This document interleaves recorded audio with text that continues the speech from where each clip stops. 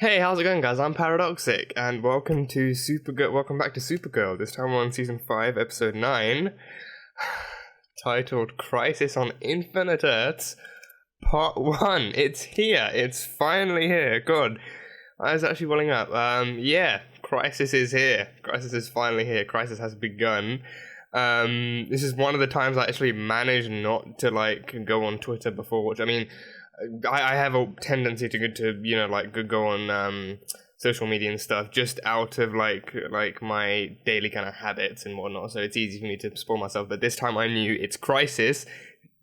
People have seen the episodes hours beforehand, live and shit. So they're going to be putting up screenshots and GIFs and all sorts of stuff. So I need to get to the episode before I actually see those, before I relish in those GIFs. But yeah, it's here. Crisis on Infinite Earths. The crisis has begun. The crossover has begun. So I believe it's starting with Supergirl. Then it's continuing with Batwoman, and then Flash. And then I believe Arrow. I've heard Arrow comes the second half, which is in January. Arrow comes along with Legends. But I think this week there is a special episode that's not an official part of the crossover, but there is a special episode tied into the crossover coming for Black Lightning. So if I can, I think I'll try and get into that one as well. But I think Arrow is coming in through Legends, but I need to check the schedule. I checked it briefly before I actually got the episode. But apparently that's the way things are running right now. But it starts off with Supergirl. So this is part 1. Here we are. But yeah, I think I mean, not all the reactions are up yet. Like, those will be coming up as follow-ups throughout the week. But I have caught up on all the show. Well, apart from Batwoman, I have caught up on all the shows. All the shows that have been doing any kind of crisis build-up, I've all caught up on. So Arrow, Flash, and Supergirl, all caught up on those. So I am fully ready. Well, I'm ready for Crisis, but at the same time, I'm not ready for Crisis. Because I don't know how this shit's gonna go down. We know who's gonna die because it's almost painfully obvious, but at the same time, it's like we don't know how this stuff's gonna go down, how any of it's gonna go down. But we know that the build up ended with the Flash and Arrow getting red skies over their respective shows. Like in the Flash, they were in Star Labs, and then the red skies came as soon as the clock struck 12. And then Arrow, Lila returned to the screen as Harbinger with a new suit and everything. And then the red skies were all cast over Lian Yu. And yeah, I think Batwoman, I don't believe they've done any actual kind of build up since it's this first season of a show. But I'll be pleasantly surprised if they have done. But yeah, I think most of the other shows, they haven't been as tied into this as Arrow and Flash have, or even not even Supergirl. Like, Supergirl didn't have any red skies. So yeah, but red skies and the antimatter are the main kind of build-up points of this crossover. And what we can see in this crossover, we're going to see a bunch of heroes uniting. We're going to see a lot of heroes coming in, working together to save the day and to save the multiverse.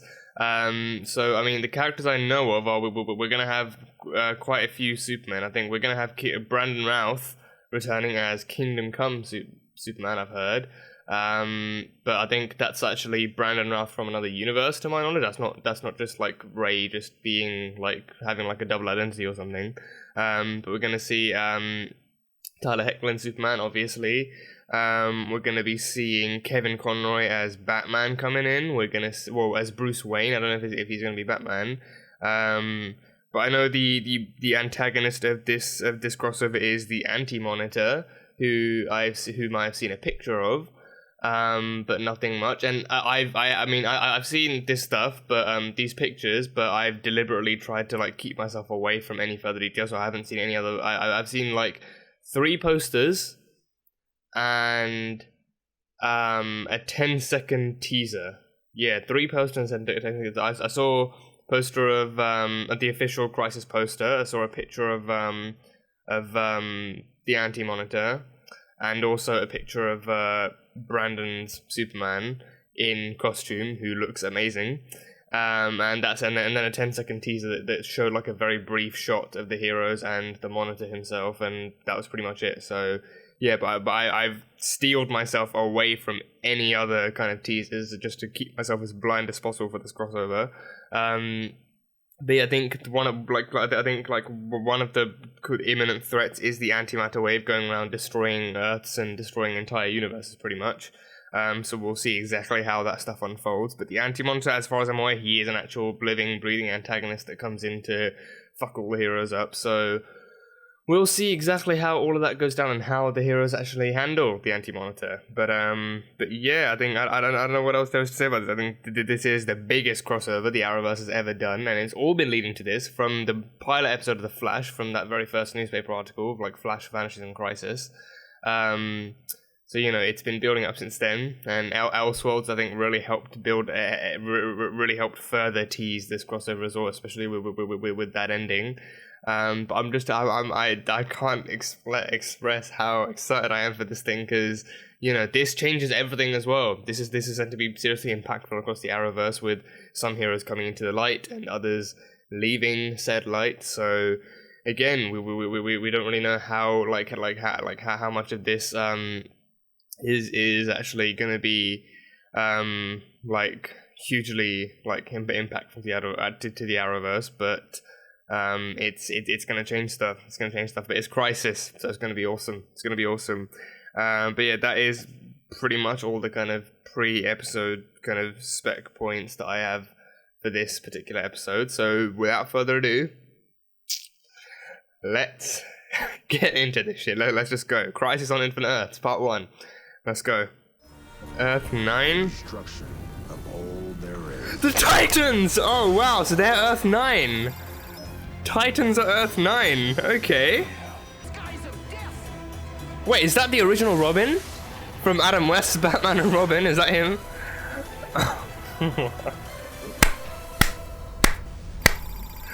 I'm so done. Will Wheaton, is that Will Wheaton? That's Will Wheaton, okay. Argo?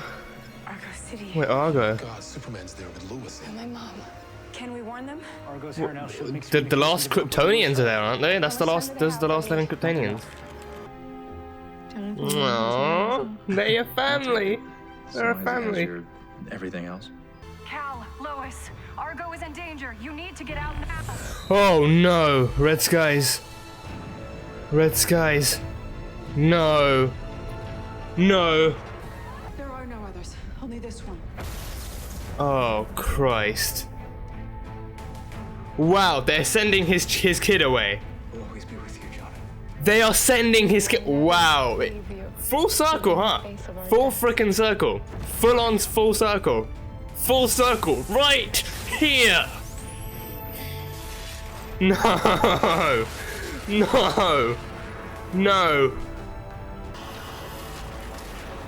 Oh Christ. Oh my God. They're gone. Oh my God.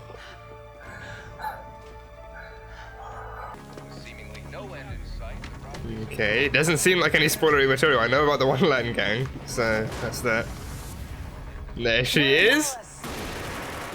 There's an old sugar factory. Where is it? And Harbinger's here to collect you too, Kate. Batwoman. Yeah? She noticed. And she called me Little robot man. Oh yeah, she did, didn't she? Yeah, I remember that. Trivia night. Yeah. Oh, and we're done here. Lila? What's with the suit? Panic is It's time for a crisis. Did you destroy Argo? No, she brought everyone here. Yeah. Oh my God. Oh, and they're alive! Thanks to her, she They're came okay. last second and brought us here. Oh, thank Christ. Wait, what about our mother? Jonathan off in an escape pod. I'm so sorry, Carl. Oh, God damn it. Oh, God. Kara? There was... Oh, gee, wow. That rabbit was about to talk. This one speaks to rabbits. It's okay, because we're all on the same side. aren't we?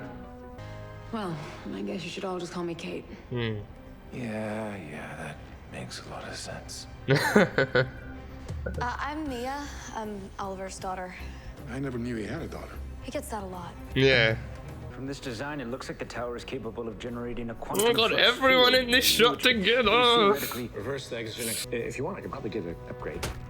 Depends on how attached you are to your hand. So the tower can stop this Earth from being destroyed. If you can Kate protect herself is the protect it from upgrade. what? The anti-monitor. Well, the pod is in the year 2046.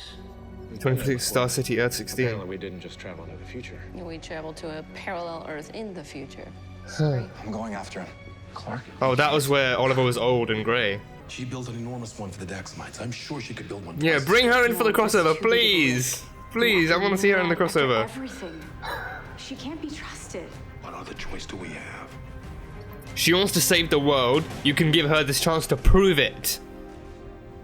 Instead of mind controlling, help people evacuate the planet. Krypton's not just a place, it's a spirit. It's a people. Well, It's hope. it's a spirit, yeah. It's sacrifice. What is it? Only one way to find out. A new suit! Tell me you were planning on wearing this. I Damn! think that one would fit me. Is it not made specifically for her? Go on, Mia, wear it. Fastest man alive shows up late to the crisis we've been expecting for years. It's not the best look. Lila has doing some recon of the quantum towers. I spared your friends' lives so they could save their world last year. In Elseworlds, not for This Crisis. is a very different threat. Yeah. You need to stop playing games with me. God, tell me you why sneaky son of a Arrowverse bitch. doing this. If the world is at stake, then of course I'll help. It is hubris of you to think that I wouldn't, but then you've made it perfectly clear how little you've thought of me these last few years, so God damn it. what do you need me to do? Whatever's inside there. But at least she agrees to help. Way to stop. We're fortified. We control the battle. Nice suit for Mia. Me and Lucifer. Whoa! Oliver? Oh wait, that's gonna be Connor, isn't it? That's gotta be Connor. No, it's Oliver. It's Oliver. Whoa, Oliver. Sarah. Sarah. Lance. Canary. Oliver, what are you doing?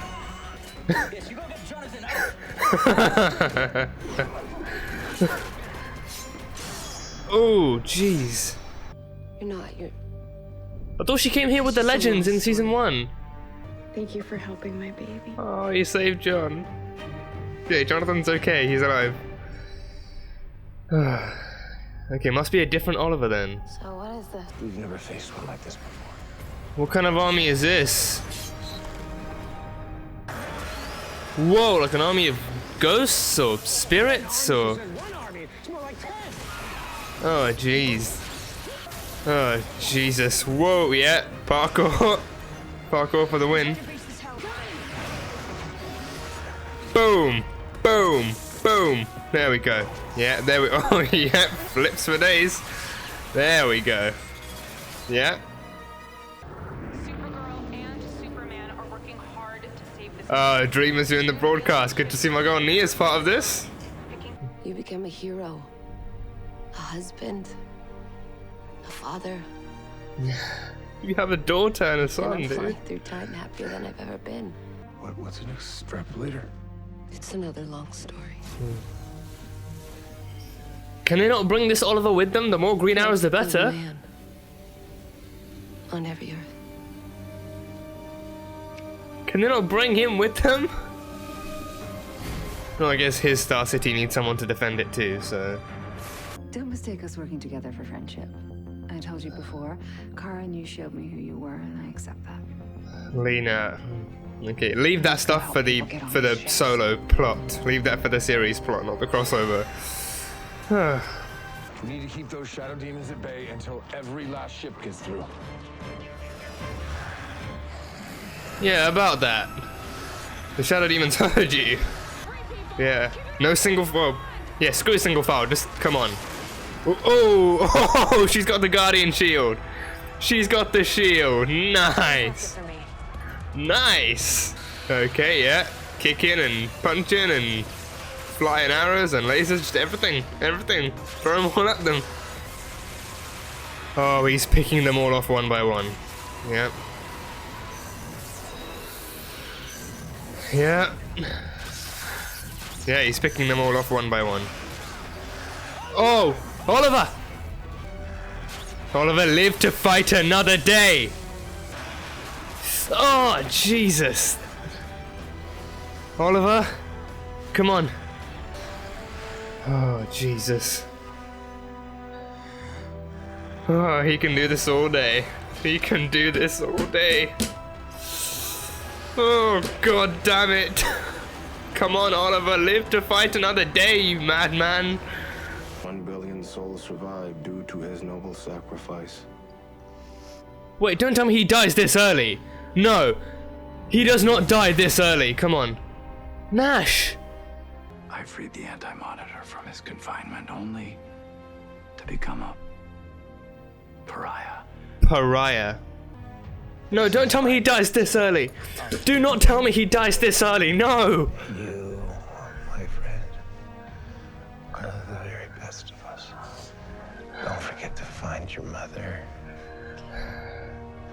I believe. You keep me in your heart, okay? Oh, don't kill him this early. No.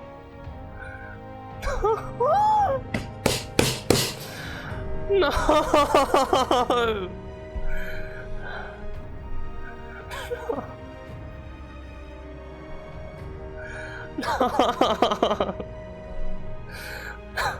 It was not supposed to be like this. This is not his ending I foresaw. Things are turning out differently than expected. No. Not this early. Please, not this early. No, no, don't take him away from us this early. The Monitor even said this wasn't the ending he saw for Oliver. This isn't fixed. Please.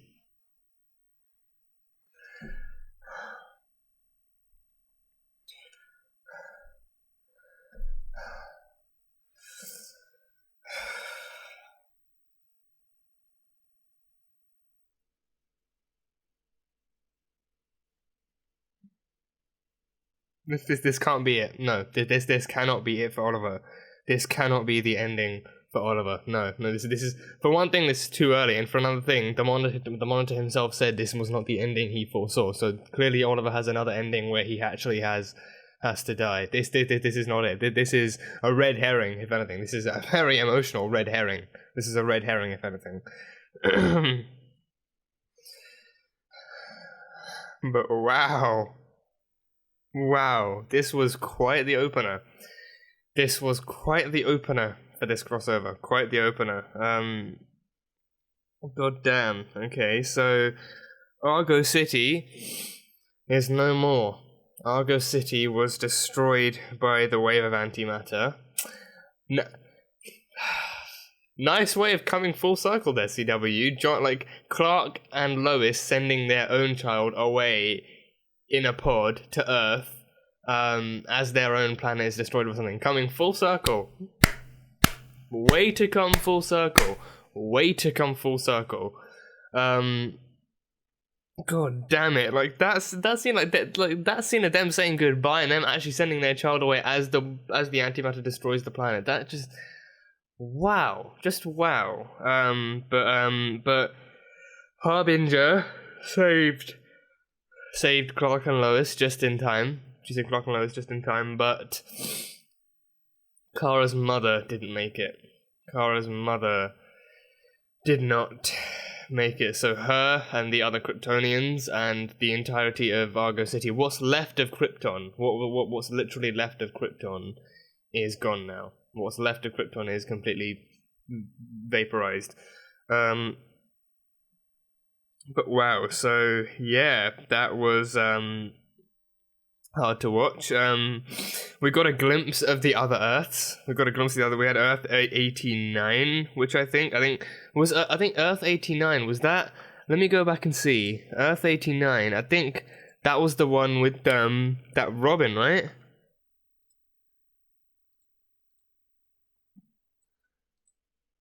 Earth 89 was Gotham City, yeah. Batman captures Joker. Yeah.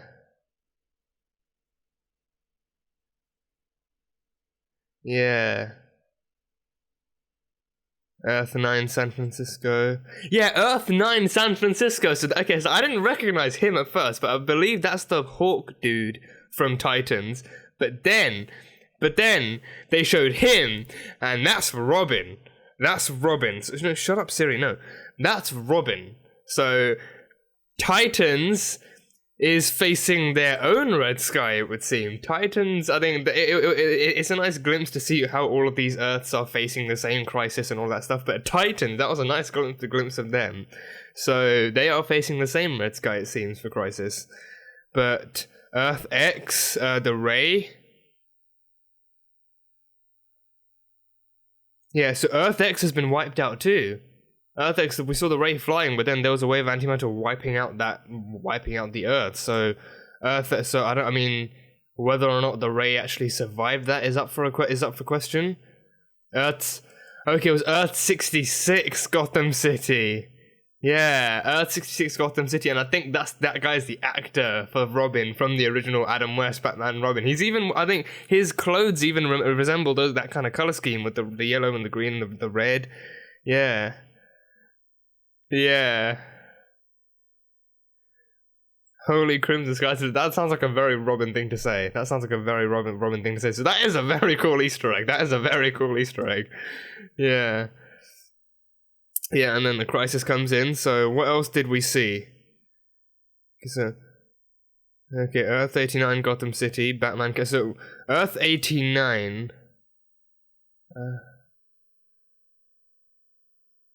Okay, so I don't know which Earth this would be. I think that bat symbol seems familiar. I think it's kind of blurry, but the bat symbol seems familiar. I think that's like, reminds me of Batman Beyond. So maybe it's a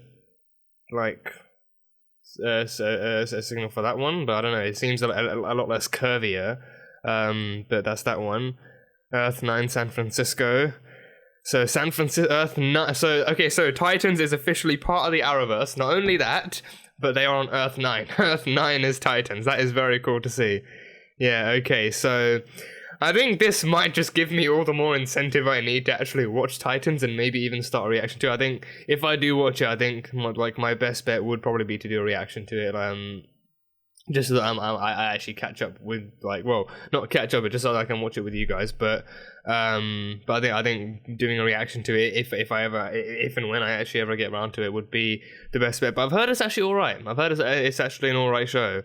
And it's nice that they're actually coming to the Arrowverse too. So whether or not that's the only glimpse we get of them, or if we actually see them joining in the fight, then I'm not sure of. But that is Earth 9. Earth X is gone. Okay, so Earth. Okay, so that was Earth 38, and Will Wheaton was the naysayer for the end of times and for Supergirl as well. So that was that. But nice glimpse of those other Earths. Nice glimpses of those other Earths. So Harbinger did say Earth 38 is the tipping point of the crisis. That is where one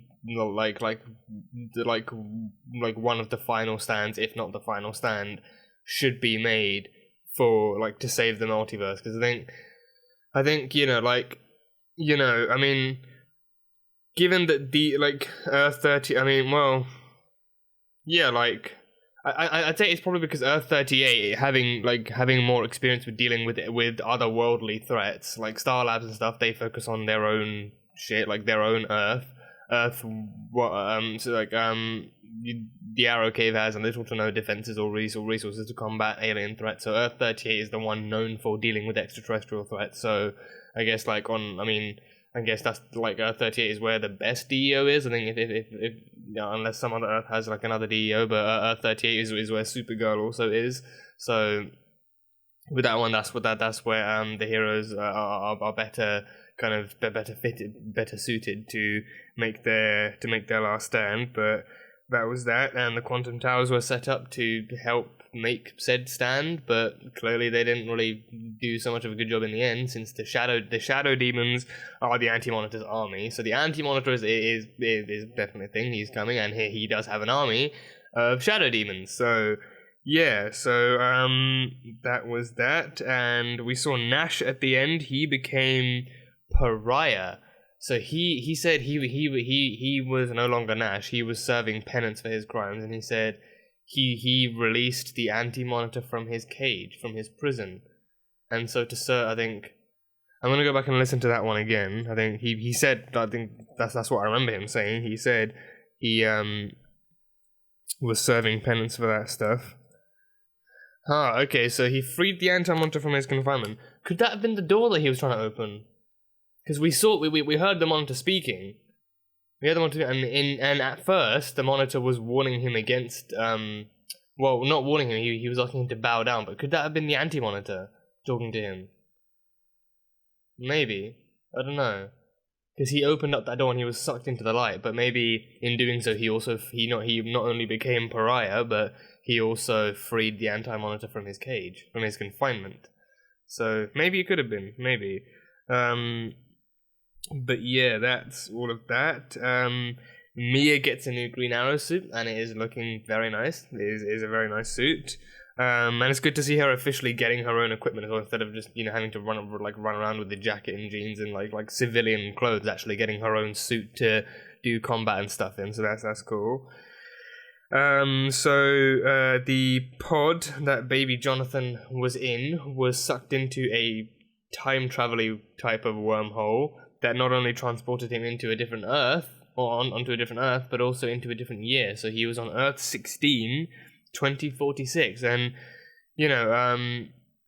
Sarah said she had been there before. Like Sarah and Ray said that they had actually been to Star City 2046 before. So I mean, I do remember that was back in episode 1 during the Vandal Savage season. They actually did travel into Star City, and then that was where we first met Connor Hawke as the Green Arrow.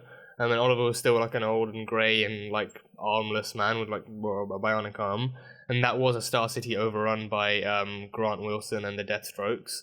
So that was the one they'd been to before. But this one, I don't know. I mean, he didn't seem to remember any of that history, I don't think. He remembered Sarah going down with the Gambit, which was why he was so surprised to see her alive. But he didn't remember anything else before that. He didn't remember. He never remembered he never remembered her and the Legends coming here, helping them save Star City. But I guess that one, I think. The way, I guess that could have been because the Wave Rider itself can't travel other Earths. It can only go through those portals, maybe. Because it's a time ship more than anything, so it can't really travel interdimensionally. So that would still be based on Earth 1. So yeah, so maybe in Earth 1 that was the future that they saw, not the one set in stone, but that was the future that they saw. So this one in Earth 16. Sarah went down on the Gambit, but she never became. I think maybe she never became the White Canary. In that one, she actually went down under. She was actually killed in the crash.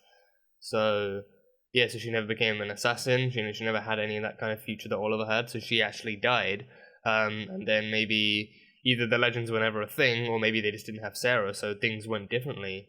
But yeah, so that was one where she never survived. So Oliver was left to his own things, and that that universe is Oliver Queen. I think maybe he never had anyone else, or maybe he never had John or Felicity or Thea or Diggle, or John and Diggle are the same person, but I think maybe he either never had that outside help, or maybe he lost them along the way, because that was clearly a Star City under ruin as well. That was one under attack, but Oliver himself has been kind of defending the city slash kind of taking up refuge in the Arrow Cave, in the one place he actually does know how to protect. But he did manage to save Baby Jonathan. So that is proof that he can handle himself and take care of a child, and see that that he's still able to actually do things like that, save babies. And I don't know where I was going with that. But yeah, that one was a very different Oliver Queen, and I feel like they should have brought him along for the ride. Well, yeah, they should have brought him along for the ride, because to be fair, we haven't really seen what Star City's like on the outside. We only saw the Arrow Cave, so we don't know if there are any other heroes. We don't know. If Oliver's hiding in the Arrow Cave, clearly defending the city isn't as easy or as effective of a job as we would like to think. So clearly his efforts would be slightly. Yeah, clearly his efforts would be better spent helping the heroes of other Earths defend their home. I mean, assuming maybe he can set up some kind of defense for the Arrow Cave, like maybe some traps or something, and then he could take care of any intruders that might use his absence to his advantage when he gets back. But I figured that they probably should have took him with them, like to actually help them fight off the Anti-Mod. But then. That he would just I don't know. I mean, he's Oliver Queen, so he would kind of get used to he would adapt to the gravity of the situation fairly quickly. But at the same time, it's like he was surprised to hear about parallel universes. So how he would kind of how he would actually like fare with like another version of himself and like other worldly heroes and antimatter and the Anti-Mod, like how long he would actually take to process that stuff is just. I don't know, that's just kind of a whole nother discussion in itself. But yeah, Earth-16 Oliver is still the old man. I think he still has that bionic arm. I think Sarah like stabbed him with one of his arrows, I think, or like a knife or something, and then there were like sparks and stuff flying. So I think he still has his bionic arm. But yeah, so Earth-16 has its Oliver Queen, has its Green Arrow. And he saved baby John, so that was cool. That was cool to see. It was good to see, given that it's Supergirl, it was good and very, very kind of safe to assume that we would to see that, it's safe to assume that we would see some of the actual season's plot line alone actually incorporated into this as well, like with Alex going to ask Lena for help, and then Lena saying like, "Sure, I'll help you, but there's no friendship with this thing. Like, I'm going to help you do what's good for the people of this world, but I'm not going to do it like making jokes and cracking laughter across the way. Like, we're doing this as colleagues and nothing more than that." So fair to say, Lena is still very much holding a grudge. But yeah, I mean, Lena. I mean, yeah, I mean, I guess it's continuity. So they are keeping Lena's grudge in from that season. But I mean, not. I mean, I like this is. I mean, I don't even know how to phrase this or even what to say for it. But I mean, Lena's feelings are like very, very much valid. And her kind of hesitance to trust Kara and Alex again is also very much understandable, and it's also very much valid. And like her kind of line about the fact that you thought you'd have to come here and ask me to help you save the planet just goes to show what you still really think of me. That that I wouldn't help you because I don't trust you, but you asked me to help the people of this planet. You asked me to help other human beings. That's all I've been trying to do, even with Myriad. But she is still keeping her grudge in from before. So how that exactly fares for Supergirl for the Supergirl series alone, we will see. But it's good to see that they actually brought her in for the crossover. It's good to see they actually brought her in for the crossover and actually used her help to build up the transmat portal to get everyone through. Is also a very good sign. So hopefully she made it through as well. I mean, I don't see a reason why she wouldn't, because she would have to be in the series alone, and she's also an important character to keep alive. But yeah, so they managed to. I think the monitor said out of 7 billion people on Earth, 3 billion were saved. I think did he say that? I think were those the exact statistics? I can't be sure. I can't be sure. Yeah, so out of 7.53 billion, 3 billion people made it to Earth on the ships. Yeah, 1 billion survived due to Oliver's sacrifice. Oh, God, friggity diggity damn it, shit. So John brought along the Legion ship as well to help beam people up, and I think he did convince other aliens to actually bring in their own methods of transport from their home planets to actually get people through to the Earth as well. So wait, so Earth-38 is gone. So how do we continue stuff from here? For Supergirl, how do we continue that stuff? Her home planet is gone, so where does she move to? I don't know if they can just set up a national city. I mean, unless we already have a national city on Earth 1, I don't really know how they can actually set up a national city on Earth 1 for Supergirl to continue her stuff. That changed everything. Leviathan, would they have survived? would Leviathan have survived? I have no idea. Cat Grant, I think. Well, it's seasons later, and I'm still thinking about Cat Grant. Cat Grant, I think most of the other heroes made it through, like Kelly and Dreamer. Like good job on Nia for actually starting up that broadcast and telling people to evacuate the city and all that sort of stuff. So yeah, and Kelly had the Guardian shield as well. James left that for her, and she used it to stop the rubble from hitting that lady. So that was a brilliant move. I mean, in that split second, I had my hopes up that maybe he left her behind a suit as well. Like, oh, if you ever feel like being a superhero, here's a suit to help you do your guardianing thing as well. But no, it was just, I think for now maybe it was just a shield that he left for her to like as a form of self-defense, and also other like kind of people's defense. So yeah, that was definitely really cool. But yeah, so Earth 38 is gone. So where does that leave us with Supergirl? Her entire her Earth is gone. I think. Well, I mean, the Earth is gone. That Earth is gone. But then in time, I think like she said I think that they said the antimatter would like reach one end of the universe and then bounce back. Maybe I think so. It ricochets across the universe, but then in its path it destroys like entire planets. So I don't know if it keeps going around until it gets bigger and it just swallows the universe whole, or what happens there. But either way, that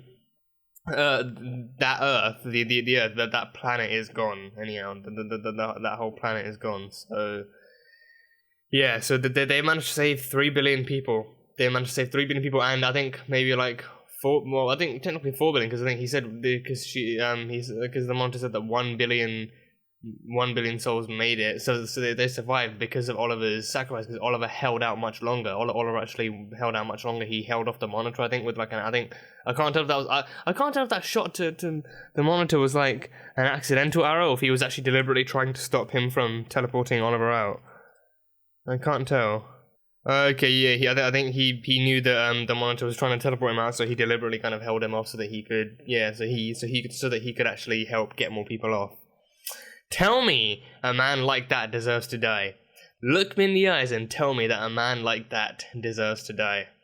No. The answer is no, he doesn't. It's a trick question. Like, the answer will always be no. The answer will always be no. But he actually held the monitor off, and he kept on holding the shadow demons off, so that he could still help save just that many more lives. Just that many more lives. So 1 billion more, I think, made it like actually made the trip to Earth 2, to Earth 1 even. But yeah, god damn it, R.I.P. Earth 38. R.I.P. Earth 38. So that means all of that stuff's gone. So that means the DEO's gone. All the other stuff is gone. Like, how? I mean, this alone. Like, how the hell this changes so much for Supergirl alone? Like, how the hell Supergirl moves on from this? I have no idea. Like, how are we gonna finish off that season? I have no idea. Again, if like it depends on if not Leviathan even made it, because I think they're not finished. I think, are they finished with Leviathan? I don't even know. I don't know, because Gamemne was the one, like was the new one in charge. So I mean, well, knowing them, I think they would see this as like an actual like a thing, like a great big disaster. I forgot the word for it. I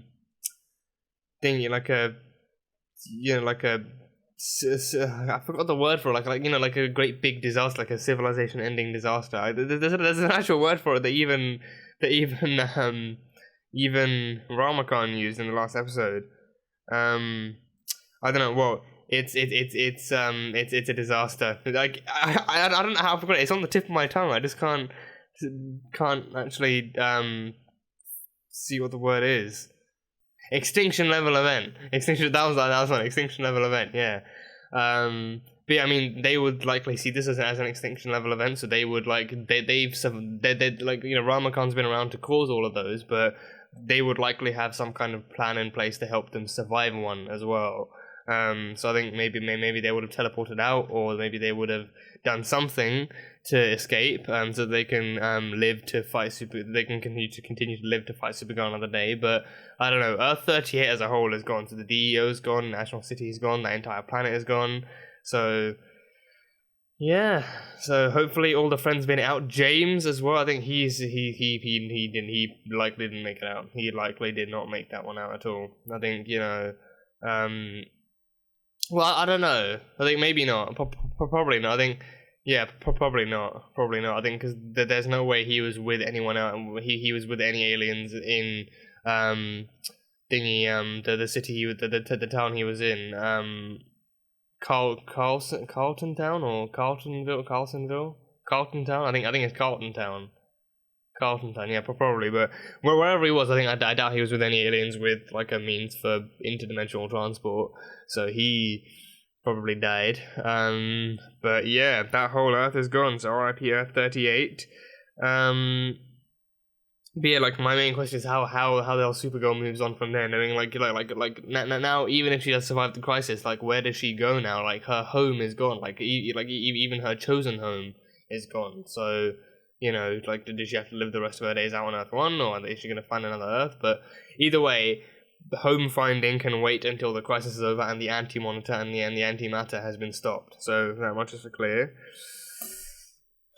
But that final scene, Oliver's last sacrifice, I refuse to accept or believe that is his actual last moment. I refuse to believe that. That is absolute BS. Of the highest order, that is absolute BS. Because for one thing, it feels so early. Like it does not feel like an Oliver Queen death at all. And to cement that fact even more, the Monitor himself said, this is not the ending I foresaw for Oliver Queen. Like, this is not the ending he saw. He saw how Oliver died. I mean, granted, he never said, this is exactly how you die. Like, this is he said, I've seen you die, and that, you are a key player, and that your sacrifice is important for Crisis, but he didn't say how he would die. He never said that his method of death would be a fixed point, so...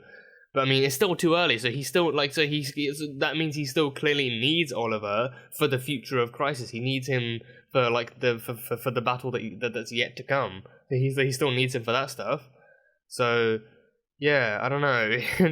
There's just seeing Oliver all battered and beaten like that.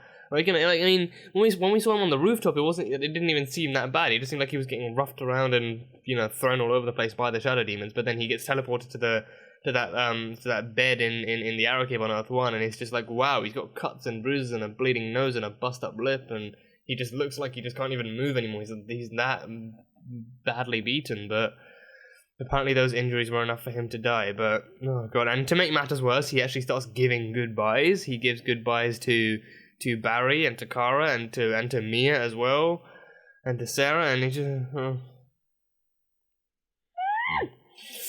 I mean, I don't know what to think of that stuff. But again, me personally, I think it's too early. I think in the next episode, in the Batwoman portion of the episode, chances are the Monitor will make efforts to revive him to actually revive him of his injuries. I think the Monitor will actually use his powers. I think it might go. I mean, he might say that it goes against the order because Oliver Queen is still meant to die during Crisis, but clearly he said that in a way that Oliver is still needed to fight the Crisis. So he makes the sacrifice play. He makes that sacrifice play. Maybe not an actual snap, of course, but he still makes a sacrifice play. In that sense, he's still a key player for the coming Crisis. So he still needs Oliver for that much more. So I think he might still.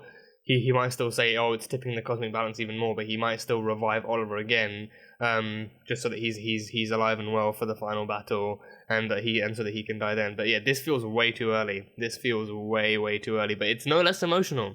It was no less emotional seeing him on practically what's practically his deathbed. It was no less emotional seeing him that way. But yeah, I'm calling it that it's too early, and that like he is on the verge of death here pretty much. But the Monitor does kind of tip the scales a little bit more and revives Oliver for the future of Crisis because he still needs him. So that's my theory. But wow.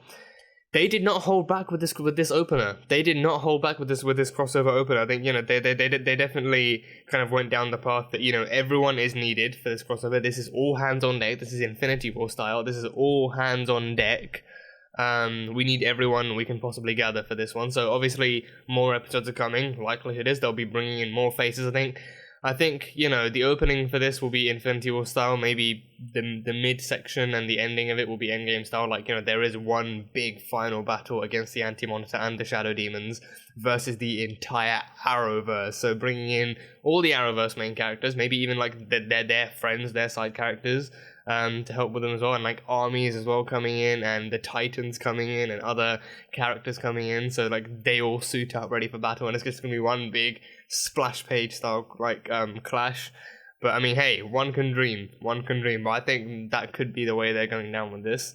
But yeah, I mean, given how big this crossover is meant to be and how much of a big crossover it's been teased to be, I think that would only make sense for like everything to be leading up to one big climactic battle to save the multiverse.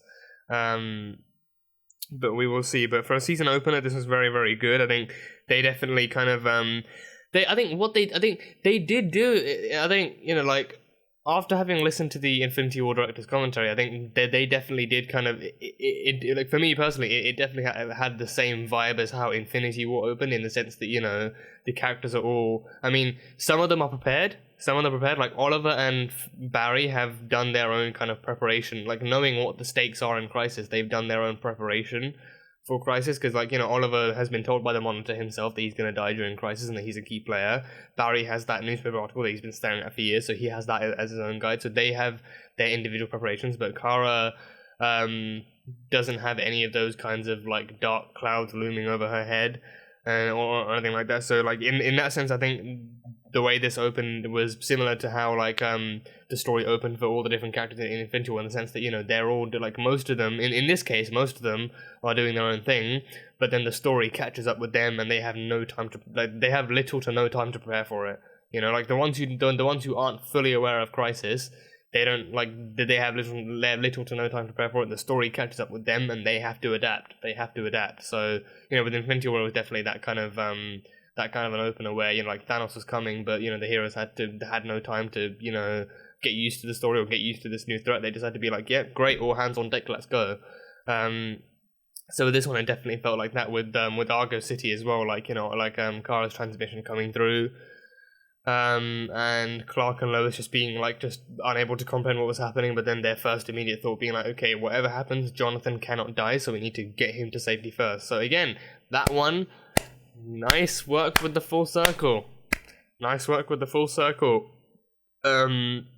But they did live, and their child still lived, so they can live on to be their own happy little human/Kryptonian family. But yeah, as an opener, this worked very well, and like Harbinger going around like collecting all the other heroes, like collecting Oliver, collecting Barry, collecting Kate as well, and collecting the Legends as well. That was fun. That was a fun thing to see. I'm still doing catch up on Legends. I think I should point that out. I'm still doing some catch up on Legends. But yeah, like that one that was cool, like collecting all those heroes and then bringing them over to Earth 38 as well, and like bringing them into the DEO. And then Kate was amazing in this one. Kate was hilarious. Like her immediate instinct being to punch Lila after having lost her shot with interrogating the rabbit. So yeah, and then Brainy's reaction, like, she talks to rabbits? Really? Like she's some kind of animal whisperer? But yeah, that was hilarious. I think for the most part they balanced the kind of emotions in this one out fairly well as well. Like there was a fair amount of humor from necessary characters, like unintentional, but of course still kind of like it was humor that worked. But for the most part, they handled the gravity and the severity of the situation very, very well. They actually got it. They got the point across to everyone, characters and audiences, that, you know, the crisis is here now. It's no longer coming. The crisis is here, and we need to act now. We need to be ready now. So, you know, gear up and get your asses ready for war, because it's coming. So they definitely handled that aspect very well. And seeing all the characters just kind of somewhat being forced to interact on such short notice, being like, yep, hi, I'm this person and that person, I'm the Flash and I'm Supergirl, and Kara being like, you know, to Kate, like Kate doesn't know anyone else besides from Oliver, Barry, and Kara, but, you know, she got more one-on-one time with Kara. slightly flirtatious, but she got some more one-on-one time with Kara, so she knows who Kara is, both as Kara and Supergirl. So Kara kind of had that advantage of having her trust Kara alone, and then obviously Kate taking that trust as a hint to kind of reveal her identity, being like, you know what, call me Kate. That's the name. Kate Kane is the name. But yeah, and then of course the reaction to Oliver having a daughter as well, like, Jean being like, I didn't know Oliver Queen had a daughter, and he's like, yeah, he gets that a lot, like, not only a daughter, like an adult daughter, like, yeah. But yeah, that was also the Marnovu's doing, that was also Marnovu's doing, so, yeah, but damn. But yeah, like I said, Oliver's last breath, I don't believe it is his last breath. I think he's on the verge of death, very much. He's on the verge of death, and this I think if anything, I think this acts as more of a wake-up call than anything. This acts as a wake-up call to the heroes, being like, this is a threat bigger and more dangerous than you've ever faced before. So, seeing one of your own on the verge of death or pretty much die should be a wake-up call for you to actually, get stuff together and like actually be prepared for literally anything that could happen. And he said, I think when Oliver even confronted, like Barry even told, when Barry told Oliver that he's slated to die, like Oliver was immediately like no question. He was just like no, you are not telling me this now, because I made a fucking deal with that cosmic dickbag, so I am going to collect on that one and then actually reconfirm those details, so his thick cosmic skull. But then of course. The Monitor actually did confirm that theory. Well, I'd say theory of mine. I think. Well, anyway, the Monitor actually did confirm that. Yeah. Like, you made that deal last time for Elseworlds. This is a completely different situation. You made the deal so that they would survive in Elseworlds. That was one crossover. This is monumentally bigger than anything else you ever faced. So they survived in Elseworlds. You die in crossover. Then whether or not they live or die is dependent on exactly on how well they actually work together to survive this crisis. So whether or not they die is on them. But Barry as well. He's the one who's had that death prophecy, the prophecy the longest. He's had the article this entire time, but it was only in Elseworlds that Oliver made the deal that he would give his life up to save Barry and Kara. But yeah, so that one was cleverly pointed out that deal stood for Elseworlds and Elseworlds alone.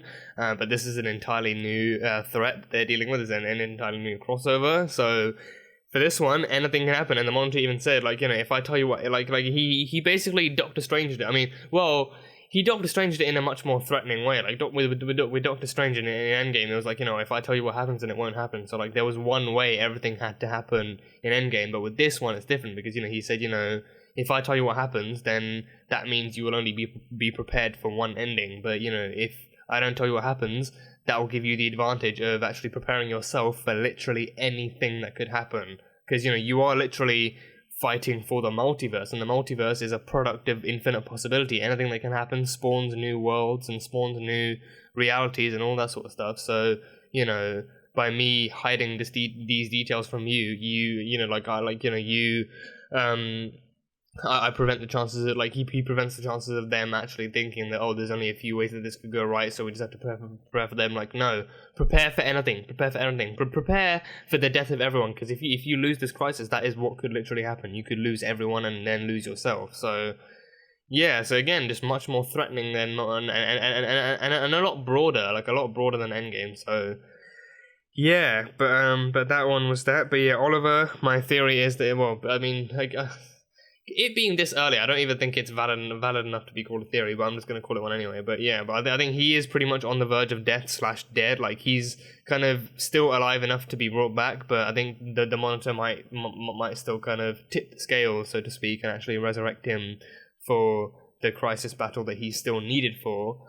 So yeah, because even the Monitor seems surprised. That like he died. He's dying this early because obviously he did recognize that Oliver's like a man of bravery and sacrifice and honor. So he wouldn't go down without a fight, and he definitely wouldn't go down without making sure that everyone was safe. So that stuff didn't surprise him. But then Oliver actually succumbing to his injuries did surprise him, and him dying this early was something that surprised him too. So the Monitor himself clearly seems shocked that he's losing Oliver this early. So I think knowing like him knowing what the crisis is like more than anyone else, I think he might actually tip those scales and do one more favor and resurrect Oliver for the battle that he's still needed for. So yeah, but damn, that was one hell of an opener. One hell of an opener.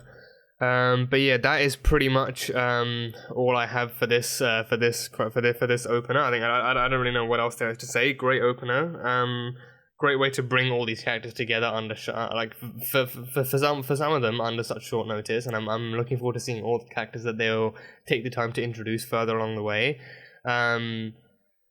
But yeah, I think, and for another thing, Oliver's death, like I personally think it would be much more fitting if they actually had everyone Oliver knew around him say goodbye to him as he died as well. Like, or maybe if they have a funeral, then I think they could do that then. But still, like, again, most of all, it just seems way too early to kill Oliver off this at this point. Like, he's still needed for so much more than just fighting off an army of shadow demons. But you know, we'll see exactly how that stuff goes. So.